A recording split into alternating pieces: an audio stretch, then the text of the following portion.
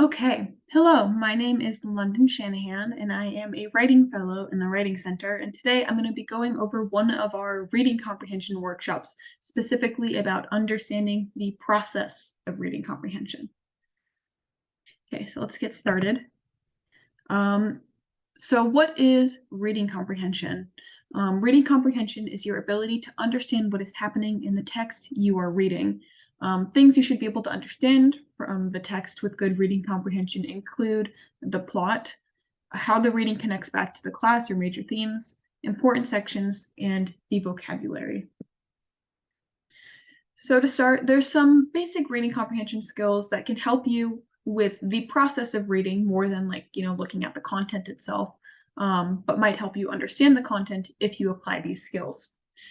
So one of the things you'll want to do is start by reading slowly, then naturally increase your pace. A lot of people will try and just barrel through the entire reading by reading it as fast as possible, but that can actually be very harmful to your reading comprehension and prevent you from understanding what's happening.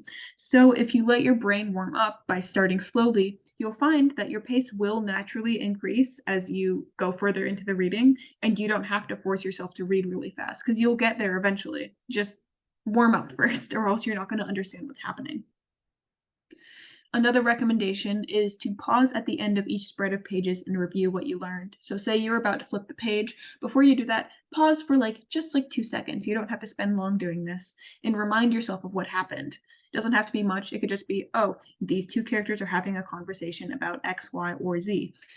Or this person just ran and did this, or this event just happened. This is an important step because it ensures that you are in fact comprehending what you are reading. And if you don't, that happens sometimes.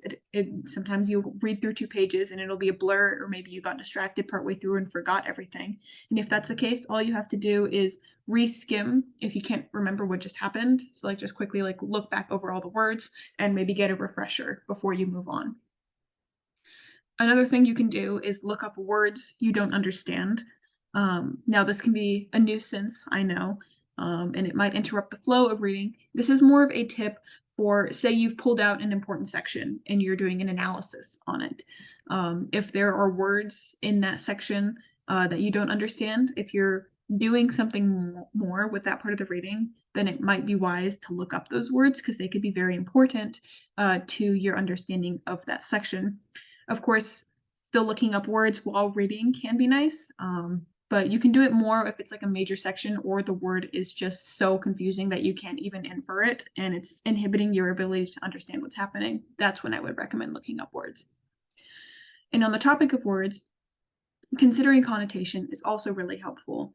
Does the word imply a happy tone, an angry one, a sad one, or is it something else? For example, think about the difference between curious and nosy. If somebody's curious, that has a more positive connotation. It makes you think that they just want to know more about what's happening, where nosy has a more negative connotation. They're looking into business that they shouldn't be, and they're irritating. So those little choices of words can really help you understand maybe the way either a character or the narrator wants to make you feel about a section.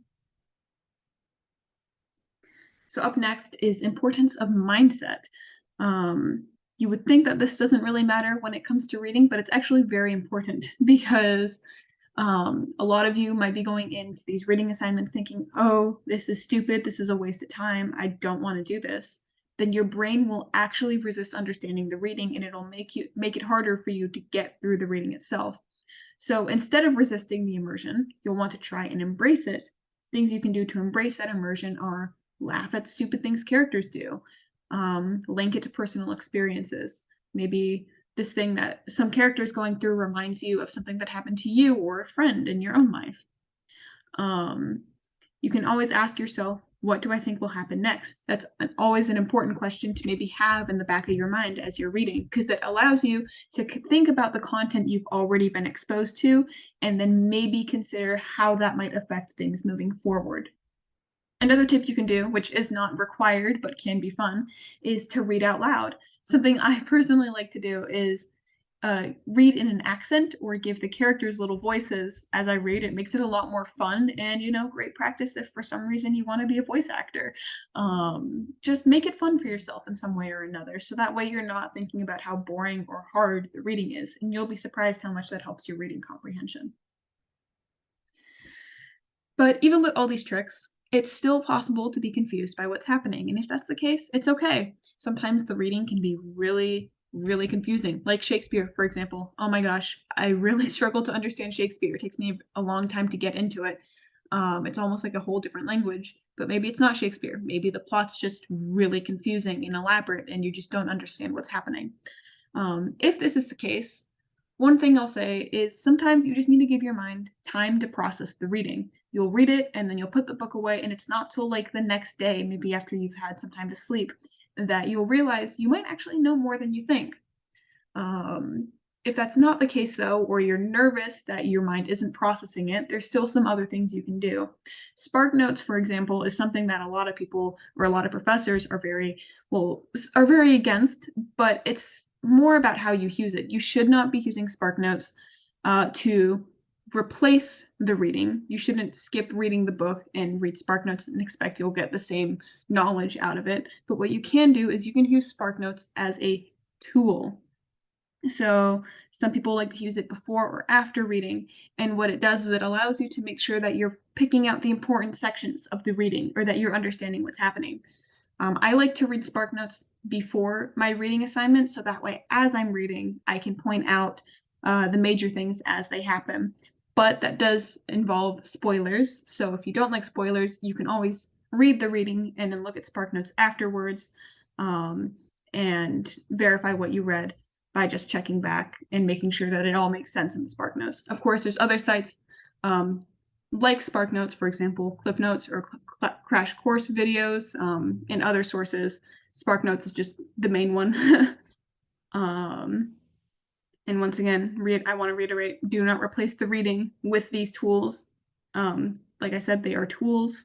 Spark Notes is a resource, not the source. Other things you can do if you're confused are write down questions and bring them to class. You might be nervous, but you're not dumb. That's the one thing I want to reiterate, is you are not stupid for being confused. In fact, other people are also probably confused if you're confused. So bringing those questions to class will help them understand, and it'll be very helpful for your professor as well, because they might just not know that that section is confusing, and they'd gladly help break it down so long as they knew that you were confused. And bringing those questions shows that you're invested in understanding the material. So they're not going to get mad at you for asking. But even if you're still anxious and you don't want to ask those questions, you can always ask the professor, whether that's through an email or after class or going to office hours. They can find time to help you figure out what you're confused with, or you can always go to a course buddy. If you know somebody in the class, you can ask your questions to them and maybe help each other work through it. Now, if you have the excuse of, I don't have a course buddy, that's about to change through this quick activity. So I'm going to pause in a moment. What all you are going to do is you're going to get into groups of 3 to 5 people, small groups. It doesn't have to be, the numbers don't matter too much. But what you're going to do is exchange contact information. This can be, phone numbers or Discord or Snapchat, whatever you're comfortable with. But in doing this, you officially will have someone that you can share notes with or ask questions to, and say if you're absent, you can check in with them, because we all know how much you can miss content-wise if you miss a single English class. Great, so now you can pause the video and hopefully partake in this quick activity.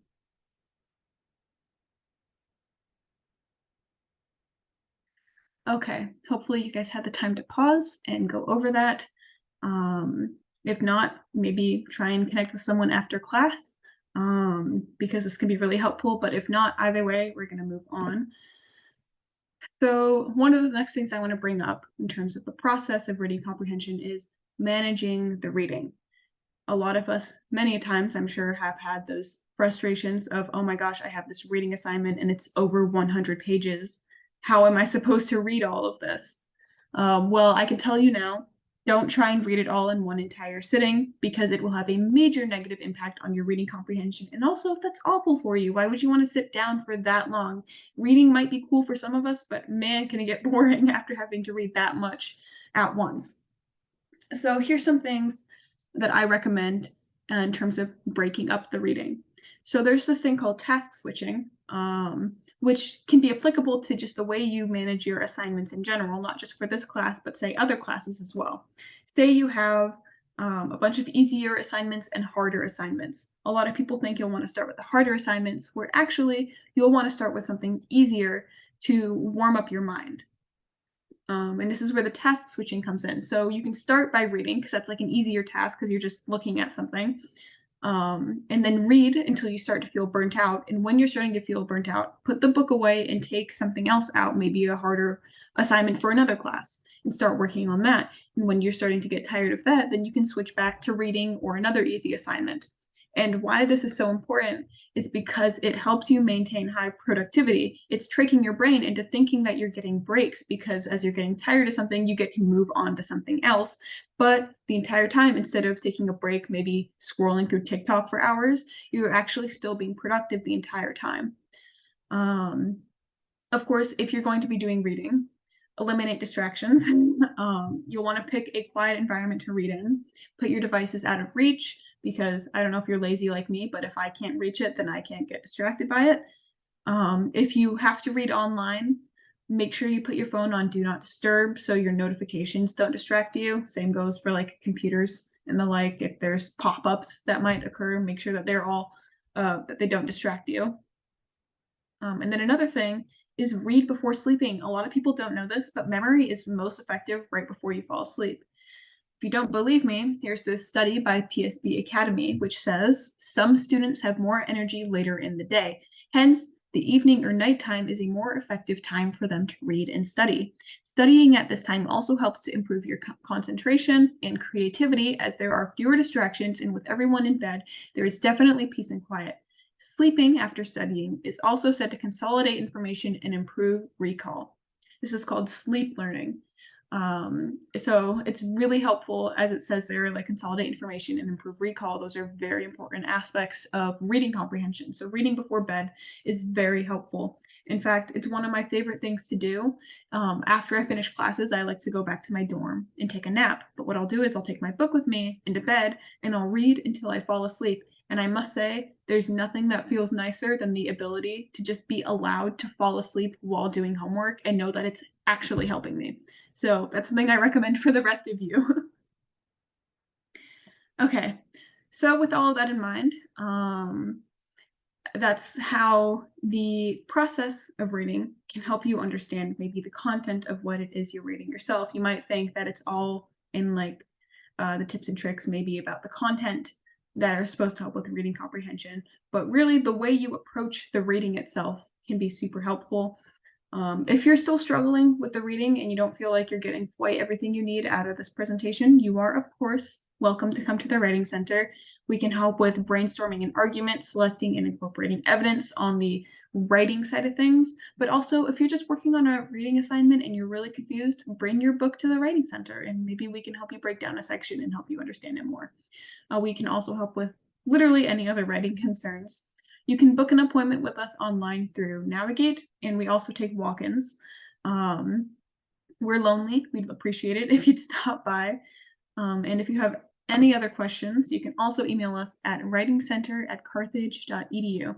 Thank you so much for sitting through this with me, and I really hope that some of this information will help you moving forward when it comes to your readings. Thank you.